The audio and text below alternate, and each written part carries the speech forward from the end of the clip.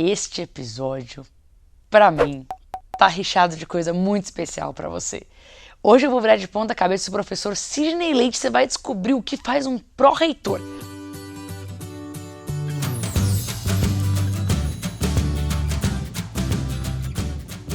Sidney, muito obrigada por estar aqui, eu sei da sua agenda insana, é muito especial pra gente ter você no De Ponta Cabeça. Nossa, eu tô muito bem aqui com você, muito legal tá aqui com você. Sei que você é carioca e apaixonado por história, então como que era esse lance da época da faculdade, o que você pensou que você ia fazer? Nossa, a faculdade começa antes. Com 11 anos de idade, tinha uma enciclopédia chamada Conhecer, eu colecionava. E eu cheguei na escola, estava no ginásio, falei para a tia Ivone, eu não quero fazer prova, eu quero falar sobre Napoleão e Dante. Ela me olhou assim, Com 11 anos? Falou, olha, se você quiser, faz, né?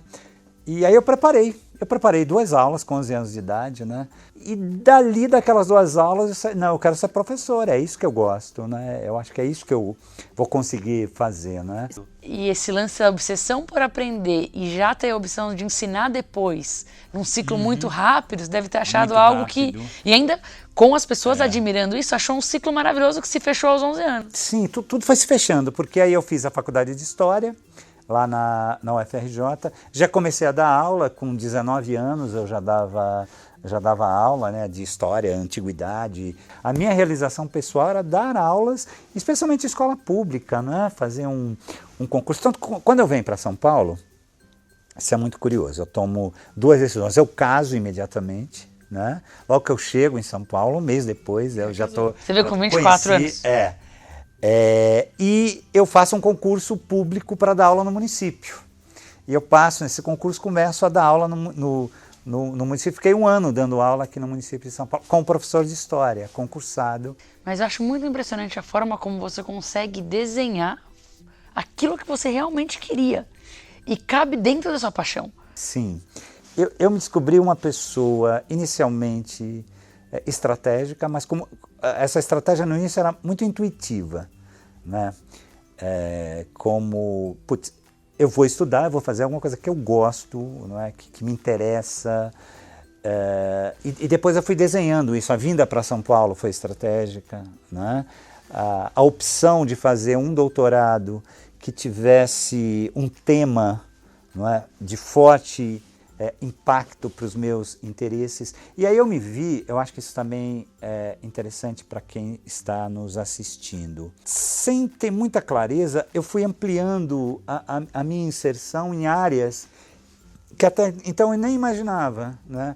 Quando eu escolho estudar a relação entre cinema e interesses do Estado americano, eu entrei no campo da comunicação, porque ficou claro para mim que não bastava fazer uma tese sobre história. Não é? Se eu estava escolhendo filmes e eles eram as minhas fontes, eu tinha que entender os filmes.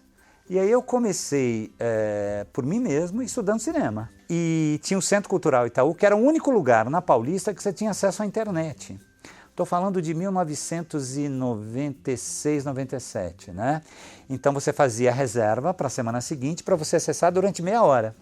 E ali eu cheguei a documentos importantes que mostravam que aquela minha intuição de que havia de fato um projeto deliberado para fazer do cinema uma ferramenta de aproximação dos Estados Unidos com a América Latina era explícita. Textos, por exemplo, relatório de viagem do Walt Disney, do Orson Welles, né? Programas de visitas de atrizes e atores importantes, né? Acompanhei todo o processo, os bastidores, os interesses, né? E aí eu entrei na área de comunicação, né? Embora a minha tese tenha sido feita mais na área de relações internacionais, tem outra faceta. O trabalho me colocava na história, na comunicação e nas relações internacionais. Aí abriu, de repente, 2 portas, 2 janelas novas, e aí eu comecei a dar aula em cursos de jornalismo. Que bacana, na mesma faculdade? Na Casper Libero. Uma instituição que eu devo bastante também, né? E comecei a dar aula de relações internacionais, aí aparece a Belas Artes, que é o amor da minha vida, né? Porque a Belas Artes estava se transformando de faculdade para centro universitário. E qual que é a diferença, para as pessoas entenderem? Tá. Uma faculdade tem poucos cursos e não há autonomia para abrir cursos novos. Ela tem que pedir autorização praticamente para fazer qualquer movimento ela tem que pedir autorização para o MEC. Um centro universitário, não. Um centro universitário, ele cria o curso e depois é que esse curso vai ser avaliado pelo MEC. Então é uma situação muito mais tranquila, não é? Foi uma decisão muito certa da Belas Artes, né? Se transformar num centro universitário, porque ela tem mais autonomia. E aí eu abro o jornal de domingo, nessa época os classificados, né? Tem muitas páginas de classificados, e tem lá, Belas Artes, curso de Relações Internacionais, envia a sua tese. Achei estranho por uma tese, né? Tinha um e-mail, eu mandei a tese. Demorou muito, acho que uns 2 meses depois veio um contato de que eles gostaram da minha tese, até porque Belas Artes, um curso de Relações Internacionais ligado à cultura, o meu trabalho era sobre cinema nas relações internacionais, né? Ali era o processo de transição, ele ainda não tinha autonomia. Então vem o MEC, faz a primeira reunião, eu sou convidado para participar, então eu estou desde a fundação do curso de Relações Internacionais. Quando o curso começa, eu dou aula, né? Eu sou professor desse curso em 2000. Então, estou lá há 18 anos. Mas como era o dia a dia dessa época da fascinação pelo soft power, mas também dando aula? Como que é a vida de um professor, historiador, ainda é muito interessado em vários temas, mas passando, claro, uma porcentagem do conhecimento para as pessoas, mas também dentro do que tem que ser passado. Do que tem que ser passado, Como que necessariamente não é ali? aquilo que você estudou. Penso que algo muito importante para um professor é, primeiro, conhecer o grupo de alunos. Depois de 2, 3 aulas, você começa a perceber, de fato, aonde você pode entrar e contribuir. Onde você pode deixar uma marca que esse aluno não vai te esquecer, não é? Você vai dizer, não é, aquilo que ele está precisando ouvir naquele momento. Claro que sempre conectado com a ementa, programa, não é? Mas uma coisa que me ajuda muito, né? Eu estou conversando com você, há 1 hora atrás eu estava dando aula, né? E eu estava dando aula sobre estética e felicidade, eu estava falando do tema da felicidade, e é muito recorrente, isso não é planejado, os filmes. Pelo fato de eu vir exatamente da área de cinema, a minha memória o meu repertório é muito cinematográfico. Eu acho que ser professor, de alguma forma, é criar pontes, não é? Fazer, não é? Estimular a comunicação com os alunos. Porque os alunos já estão ali, eu fui aluno há muito tempo, adoro ser aluno, né? Você fica sentado, entra alguém ali na frente e começa a falar, não é? Isso tem que fazer algum sentido. Até que eu recebi um convite que mudou a minha vida até hoje. Mas eu quero saber como que esse convite aconteceu, porque eu sei que a história por trás dele é boa. Muito inusitado o convite, muito inusitado, né? Eu estou na Belas Artes, era coordenador de Relações Internacionais. Há quantos anos você já estava na Belas Artes? Estava há 10 anos na Belas Artes como professor do curso de Relações Internacionais. Saiu o antigo coordenador e eu assumi a coordenação de Relações Internacionais. Fiquei 1 ano como coordenador de Relações Internacionais. E aí eu fiz uma espécie de um relatório, um dossiê, não é? Com situações que eu entendia que deveriam mudar.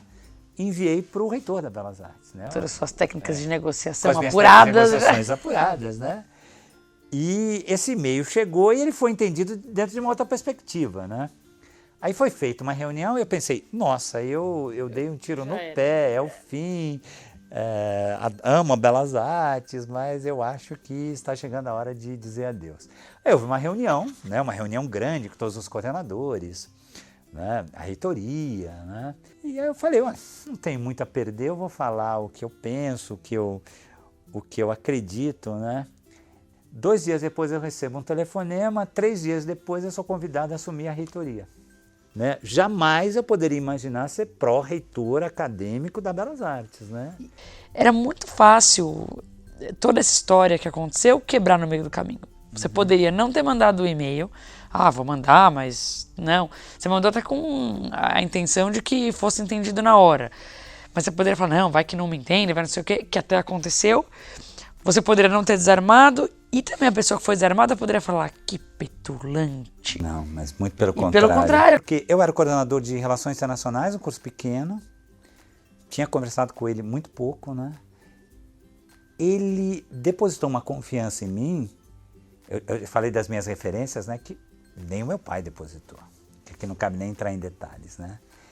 foi uma aposta, porque eu era um papel em branco de alguma maneira, né? Aí eu me preparei, não é? A partir desse momento, eu fiz uma reflexão. Bom, meu foco agora é Belas Artes, eu sou Belas Artes. Abandonei a atividade de cursos, de treinamento, de consultor, porque é Belas Artes 24 horas. É um grande desafio, né? Porque um pró-reitor, ele é uma espécie de diretor, para ter um entendimento bem claro, não é? É um diretor. Mas ser um diretor, um pró-reitor de uma instituição como a Belas Artes, é uma instituição única, né? Primeiro que você vai lidar no dia a dia com professores e com alunos que têm um viés artístico, uma sensibilidade à flor da pele. Uma história que eu acho que é bem legal, a gente chegou às regras de ouro de ensino e aprendizagem, tá? Como? Conversando com os alunos, conversando com os professores, conversando com a reitoria, né? Chegando a identificar qual é o espírito daquela instituição. Quais são algumas das regras de ouro? Uma delas é todo o trabalho que você fizer, pesquisa, o teu pensamento acadêmico, pensando em fazer alguma coisa positiva para outras pessoas. Pense nos outros, tá? É uma forma da gente enfrentar um certo narcisismo contemporâneo, individualismo contemporâneo. Faça algo que vai ajudar outras pessoas, que também é a filosofia de Harvard, não é? Pense nos outros, tá? Em relação às diversidades, né? As diversidades, elas são extremamente ricas exatamente para a nossa meta de uma instituição criativa. E como você consegue dividir o tempo para tudo isso? Você falou várias coisas muito bacanas para alguém que quer entender o básico, não cada detalhe, mas o que faz parte desse todo. Cada um dos cursos... Sim, todos os cursos de graduação... Que são? São em torno de 14, os cursos de pós-graduação, mais ou menos bate, esse número é mais, muda, não é? Então, tanto as metodologias de como se relacionar com os alunos, como esses últimos exemplos estava mencionando, quanto algo mais amplo, como as regras de ouro, que mostra meio que um manual da cultura do que se acredita, quanto a programação de cada um desses cursos. Então, é infinito o que dá para ser feito. Inclusive do processo seletivo. Eu já falei para a Paty que eu vou, de curiosa, obviamente, pegar e participar. De curiosa, eu quero passar por isso. Aprendemos ali no bojo, aprendemos fazendo e estamos aprimorando, né? Estamos aprimorando, surgem ideias novas, né? O formato das questões, né?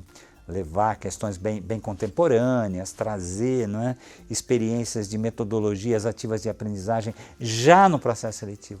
Vamos descrever um pouco para quem talvez não saiba esse termo. O que é uma metodologia ativa de aprendizagem? É aquela metodologia em que o professor não é o centro, a razão de ser do processo de ensino-aprendizagem, tá?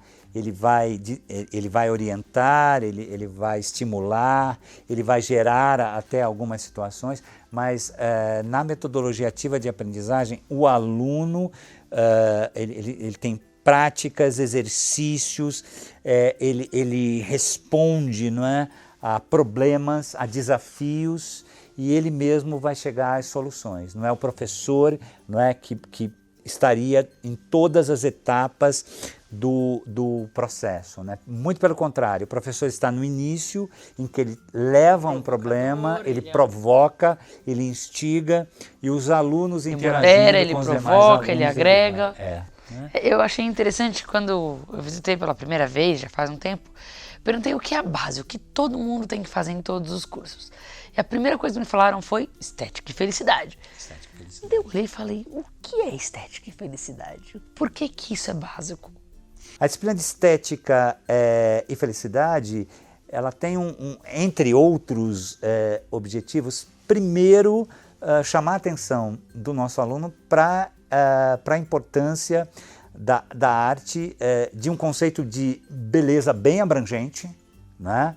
Um conceito de estético, né? De beleza bem abrangente, que essa é provavelmente a melhor forma para a gente se relacionar com o mundo. também não virar um mundo de ponta cabeça e imaginar que nós vamos voltar para o mundo da fazenda, para o mundo agrícola. Chegamos a um estágio, não é, em que temos que pensar daqui para frente, né, buscando um mundo mais saudável. É aí que entra o elemento da felicidade. Entendi. Não adianta ter estética. Sim. A estética pela estética, o belo pelo belo, né? Ou seja, os conceitos estéticos, sejam eles lá quais forem, né? Mas a felicidade tratada, né, dentro de uma perspectiva de um processo de significação, né? Fazer coisas ao longo da sua vida que tenha significado, que te dê uma gratificação. Definir metas que a realização esteja no percurso. E quando você chegar a esse objetivo, essa meta, você já desenha um novo percurso, né? Então, instigar os alunos a pensarem sobre os seus percursos. Né? E vocês estão colocando empreendedorismo como base também, para todo mundo. Também. Antropologia, empreendedorismo e neurociências. Essas são as 4 aulas, passam pelos 14 programas. Sem dúvida. Aí a gente tem um perfil de um aluno Belas Artes. Muito bacana. Por mim, passaríamos horas e horas e horas mais falando. Quero ser respeitosa com o seu tempo. Acho que eu vou fazer a disciplina de estética e felicidade. Eu vou de ouvinte ali para aprender, porque deve ter muita coisa bacana. Estou curiosa com as referências de filmes. E quero saber o seu objeto que te representa. Então, dentro de todo esse quadro aí que eu tracei dessas minhas atividades, uma atividade muito importante... Eu sou escritor, né? Então, sem dúvida, respondendo a tua pergunta, é o livro, não é? O livro mudou a minha vida. E esse é seu livro? Esse livro aqui é um livro que eu escrevi sobre cinema brasileiro, é a história do cinema brasileiro centrada em filmes, não é? Então, eu elegi alguns filmes e conto a história desde a chegada do cinema do Brasil, do filme no Brasil, até a época da retomada do cinema brasileiro, né? E eu gosto muito desse livro, acho que foi o melhor livro que eu escrevi. Ele é um livro curto, não é? Mas ele fechou muito um projeto que eu cultivava de contar histórias por intermédio de filmes. Professor, eu tô assim em êxtase, porque é muito bacana. Eu acho que tem uma beleza muito grande em vários detalhes que são entrelinhas. Essa empolgação pela vida, essa paixão pelo conhecimento. Bom, eu me identifico muito, eu me sinto muito honrada de poder conhecer um pouco dessa história que eu sei que você resumiu extremamente. Sim. Agora eu fico na curiosidade de conhecer a Rogéria e os seus filhos. Adoraria um dia jantar com todos vocês. E obrigada pelo seu tempo, obrigada por estar aqui hoje. E pode contar comigo, vocês sabem o quanto... Eu gostei de encontrar uma instituição. Eu viajo o mundo todo procurando instituições que estão tendo a audácia de inovar no mundo de educação. É difícil achar pessoas que estão fazendo isso. E quando eu achei algo assim no Brasil, eu me apaixonei mesmo. É por isso que tem algumas pessoas da Belas Artes de ponta cabeça. É por isso que eu às vezes passo alguns dias tentando aprender mais lá.